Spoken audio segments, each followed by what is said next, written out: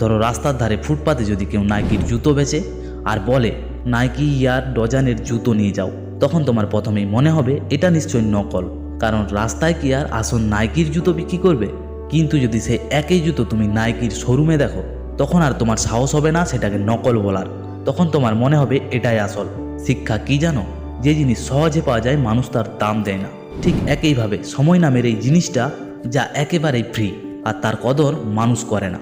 আজ তুমি ঘন্টার পর ঘন্টা ফেসবুকে ইউটিউবে স্ক্রল করছো, অকারণে আড্ডা দিয়ে সময় নষ্ট করছো, কারণ তোমার মনে হয় সময় তো ফ্রি।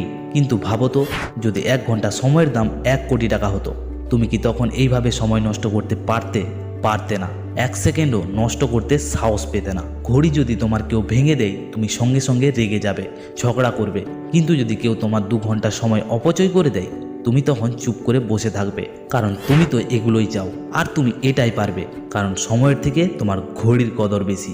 মনে রেখো, একজন গরিব আর একজন সফল মানুষের মধ্যে পার্থক্য শুধু এখানেই। গরিব জিনিসের দাম বোঝে, কিন্তু সময়ের দাম বোঝে না। তাই মনে রেখো, রিমেম্বার, টাইম ইজ মানি। বুঝেছো বুদ্ধু?